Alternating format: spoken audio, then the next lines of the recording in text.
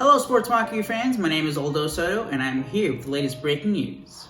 After a pretty good 2020, the White Sox entered the offseason looking to fill some holes in the lineup, and that includes right field. Nomar Mazara wasn't the answer, and he was non-tendered after 2020. So, who is it going to be in free agency? Were they going to go big? George Springer, maybe. Probably a $100 million contract. Nope. Michael Brantley? Good hitter. Can play right field, maybe, getting up there in age, but has been pretty good as of late. Or maybe they were going to go with the left-handed power bat with Jock Peterson and work out a platoon with Adam Engel. Nope, not him either. So, after trading for Lance Lynn on Monday night, the White Sox made another move on Tuesday as Chuck Garfien broke the signing of Adam Eaton.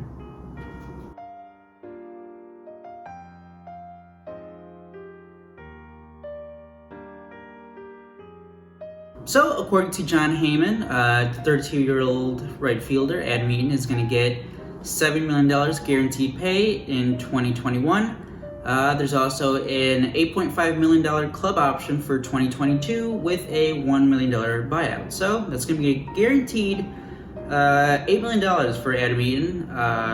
And boy, the reaction has been overwhelmingly negative from fans. And you can't really blame them. I mean, every time you hear Adam Eaton in the news, it's pretty negative stuff. It's everyone always remembers 2016 calling Drake LaRoche, I think he was 14 at the time, a clubhouse leader. How the team lost a clubhouse leader after Adam LaRoche retired because there was that entire fiasco of the White Sox not liking that his kid was just always around, just like on the field when they were trying to do drills and stuff. Adam Eaton was on the LaRoche side of that. That completely blew out throughout the season. There was the rift with Todd Frazier. Everyone, all the stories, all the rumors that you heard from that year is just how much Eaton was hated in that clubhouse.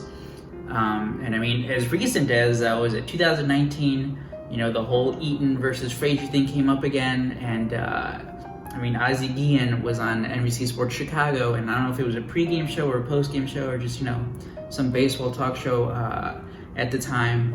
And he pretty much came out and said, he was like, everyone hated Adam Eaton. Just flat out say it, did not mince his words there. But hey, he's back now, and if you're a White Sox fan, you have to think, they couldn't have done better than Adam Eaton. And by the way, the $7 million, so it's $8 million guaranteed for him in 2021. Kind of an overpay. We're talking about a guy again who's 32 years old. He just turned 32 years old a few days ago. Coming off, yes, it was a shortened season. I think he played like 40 games in 2020, but he had a 75 WRC plus, worst year of his career. He batted like in the 220s. Is this really like the guy that everyone was clamoring for in the off season? I don't think so. And we can see with the fan reaction that this guy is just not. It's not like guys. It's not the fans don't like him. It's like they hate Adam Eaton. And what else are they supposed to believe when you have one of the talking heads on the team's TV station saying that everyone on the team hated him? Plus, there's more stories coming out just after the signing. They're pretty ridiculous. We've seen things go bad in the clubhouse for the White Sox before, and now I'm not saying that it's a guarantee that things are just going to blow up. There's still a great young, talented core there. The pitching rotation should be great now with Lance Lynn. If Adam Eaton can get back to even his 2019 numbers, he's a pretty good player. He's like a 2 F4 player. If you just get to that, that's a huge improvement for what the White Sox have been getting in right field. But man, the volatility of personalities that could just blow up one day in that clubhouse. I don't know. Yeah, it seems kind of risky, but we'll see. Now let's dive into some numbers and to some of those weird stories, including one from just today, just literally less than an hour after he signed. He was already hanging up on a radio call. All right, so first let's get to that so-called hang-up from Adam Eaton. So right after he signed, it's announced he goes on ESPN 1000, who's now the radio home for the White Sox. He's on with Carmen and Yurko, and he gets asked right at the end of his interview, which I guess was only supposed to last a few minutes there. He gets asked about, Tony La Russa and how he can be relatable to younger players. Again, Tony La Russa, 76, hasn't managed since 2011. It was at first, all the you saw a whole bunch of complaining on Twitter. It's like, here we go again. A bad look from Adam Eaton. How can you just hang up? That's how it was characterized. Like, Adam Eaton hung up after the question. You decide. Here's the clip from right at the end of that interview where he supposedly hung up. There's some concern that, because he's older and he's been away from the game for a while, at least as a manager, he hasn't been in the dugout in a while, that he might have a hard time relating with today's player. Will that be a problem? All right, guys. You guys have a good day. Well, and I'll talk to you all later. I appreciate it. Yeah, I gave you your 2 minutes. Thank you, guys. I appreciate it. Thank you, Adam. Okay, so yeah, it wasn't as bad as it was made out to be seen, but still, there's a little douchebaggery right there in that answer. With the whole, I give you your 2 minutes. Goodbye. Honestly, don't think it's that big of a deal like it was being made out to be, but, as long as, it doesn't really matter, as long as he produces, right? That's really all that's going to matter in 2021. Yeah, I mean, again, you're going to get these things with guys that you just don't like.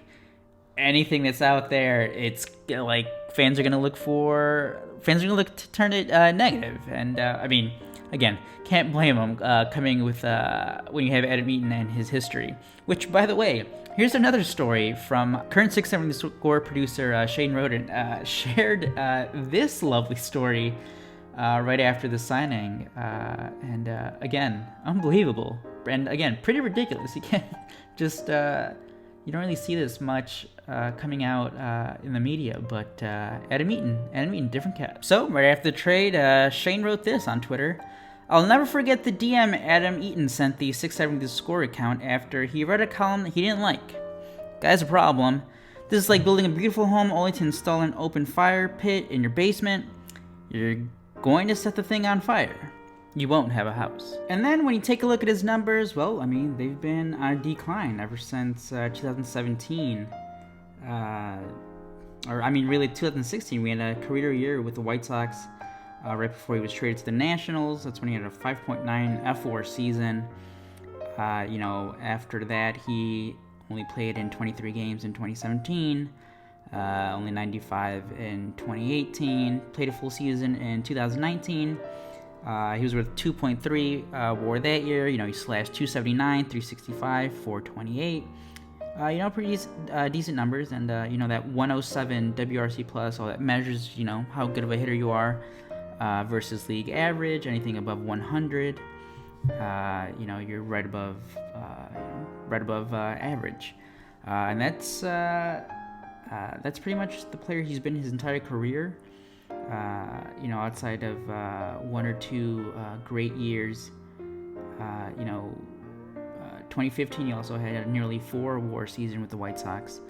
But his overall numbers have been declining. Again, that WRC plus number, the last 4 seasons, it's gone from 124 to 122, 107. And then last year was at 75. And overall, he was actually negative 0.5 WAR. On Fangraphs, as he only batted 226, he had a 285 on base percentage, 384 slugging, so obviously numbers across the board were way down. He went from being a 300 hitter in 2018, that went sharply down in 2019 to 279. The on base numbers, again, those have gone down. The strikeout numbers, it's not like he's not going to be striking out, a ton. It's not like his entire career he's at a 16.8% strikeout percentage, right around 9% walking. Those walk numbers, again, took a dip in 2020, and they've been pretty much... I don't really think it's much of a problem. The walk numbers have been pretty consistent throughout his career. besides a couple spikes here in 2017 2018 when they were above 10%. And again, the strikeout numbers, he's only had 1 year where it's even gotten close to 20%. That was way back in 2015. But the worry is, you're getting a player whose numbers have been going down, and he's not getting any younger. Past his prime, he's gonna be again. He just turned 32 a couple of days ago. In December, he'll be in his age 32 season, 2021. Can he get back to just being that, like that two-WAR player that he was a couple years ago? That's what the White Sox have to hope right now, because at a guaranteed $8 million, there's maybe there's something more the Sox could have gotten. But White Sox fans, let us know your thoughts. And until next time, have a good one.